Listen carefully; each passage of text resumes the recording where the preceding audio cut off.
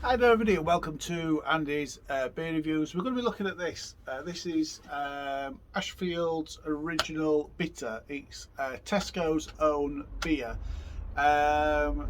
Interestingly, I've just recently put live the Asda's own bitter, which was really terrible. I just happened to be in Tesco's today. Obviously went down the beer aisle because you got to go down the beer aisle, and I saw, to be fair, there was nothing new. But I did see this, which is their own branded beer, so their version of the Asda one, the Asda's Original Bitter that I reviewed. I looked at this is 2.1% ABV. It was £1, so it's there's 4 cans in there, so 25p a can. So I thought I'd buy it, but later on in the day, Slurpy Dave's. If anybody's not following Slurpy Dave, please make sure you do follow him after this. Watch on this video first and then follow him.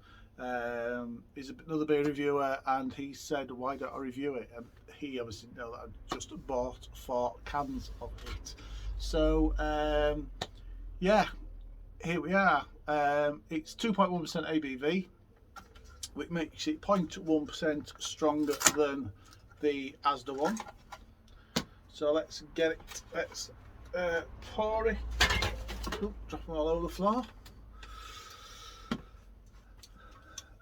It does say best served chilled on the can. I've not chilled it. Chilling does dull the aroma and the taste a little bit. I don't think it's going to have much, if I'm being brutally honest. So I wanted it as much out of it as possible. Brewed with the finest British malted barley for a balanced flavour. That's what it says on the front. That's what it looks like, shall we? Now I do realise there is a market for beers like this. Some people do actually like them. And where I think it might just be useful as a slug trap, people do like these and drink them. And to be fair, I do realise that some people who aren't as fortunate as I am do need to shop around to get cheap beers, but at the end of the day, there's buying a cheap beer and buying something that's a complete waste of time. So that hasn't poured a bitter colour where I recognise as a beer, a bitter at all. It's a golden, it's crystal clear, it's golden, slow moving carbonation. It's got just over a finger of foamy white head. It's pale, which would suggest there's not a lot of malts in there, or certainly not a lot of darker malts in there. Let's get the aroma, shall we?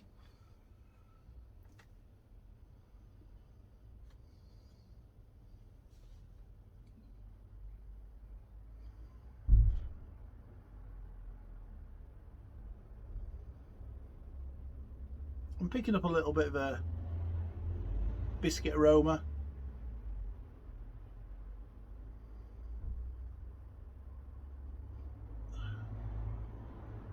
There's a little bit, a tiny little bit of a fruity hop. So I'm picking up that biscuit aroma from the malts and a minuscule aroma from the hops, which is ever so slightly fruity, and you can see that head's virtually dissipated already. Right, let's drink it, shall we? Cheers, everybody.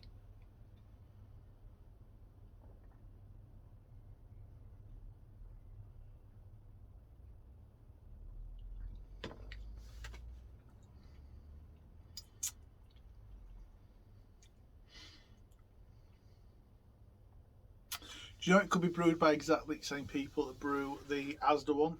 There's absolutely nothing in it.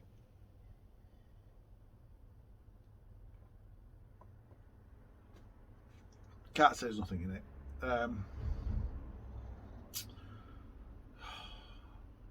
Okay. There is a very mild sweetness in there. There's a very mild, it's almost a biscuity caramelly flavour. Incredibly mild, really difficult to tell.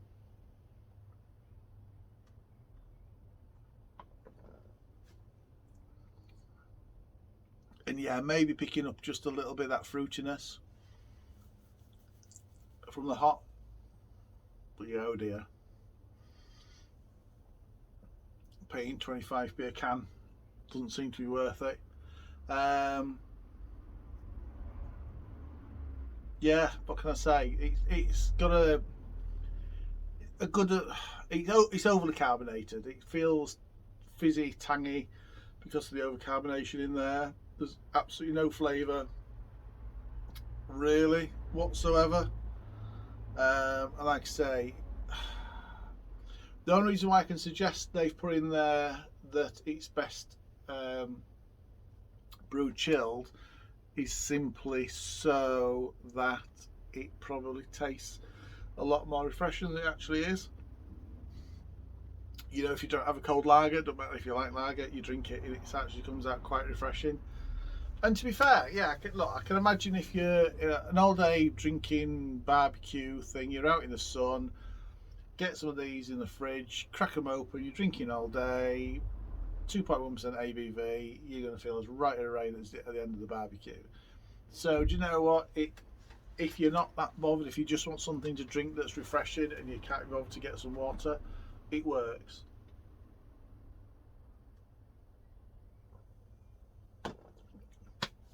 But all it tends to prove to me, drinking the Asda beer and then this Tesco's one, is I think we need some legislation in the UK about what can be called a bitter.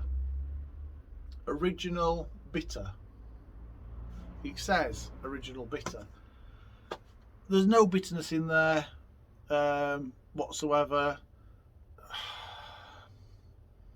So no, I think there should be some legal framework that stops them calling it stuff like that. There was, I suppose, if you go back in history, there used to be, particularly in Europe, particularly if you look around Belgium and France, there used to be a thing historically called table beer. Now, table beer was a beer that people in the Middle Ages would put on a table, and your mum, your dad, your gran, your granddad, your kids, as young as you want, can drink it. And they were usually, I think, if I'm right in saying, about 1%, 1.5% ABV. So not too dissimilar to this. This is something that you could easily give to kids. Oh, I shouldn't have said that. I should have complaints about that. You shouldn't be giving alcohol to kids. But it's that sort of thing where, it is another table beer, and that's what these cheap, low ABV beers are. They are table beers, no more than that at all. Look in the US at the moment. US call this sort of beer a small beer because it's got a name for it. If you want something that's not got a lot of flavour, to be fair, some of the small beers have got a bit of flavour, but if you want something that's low ABV, you get a small beer. Table beers and small beers are still brewed and enjoyed. It just seems that in the UK we just can't. I don't know.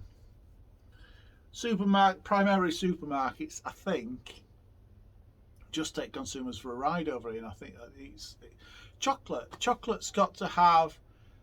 Is it to be called chocolate? It's got to have at least 25% cocoa solids in it. Sausages. For a sausage to be called a sausage, it's got to have something like 30%, at least 30% meat in it. Beers.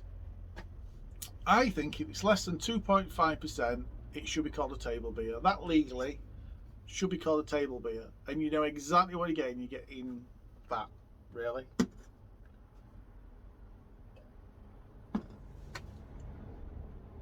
Why not? Why not?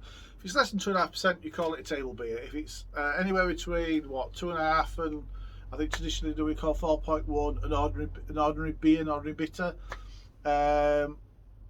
Anything above that, you start to get into your best bitters and your special beers. But this should be called a table beer. You know what you're getting. You're not conning anybody. You're not making people buy something thinking it's great and it's not great. Need to rate it, don't I? Do you know what? I wish I'd remembered. I can't remember what I rated the Asda one, but if it was more than 1 out of 10, I'll be surprised. I'll score it 1 out of 10. It's 0.1% more than the Asda one. There is on the aroma, there is on the flavour, a little bit of maltiness and a tiny little bit of hoppiness to it. So it scores a 1 out of 10, and I can't score any more than that. Whatever you're drinking, I hope it's better than this. Enjoy it. So until the next review, and hopefully it's not going to be a cheap one like this, but until the next review, cheers everybody.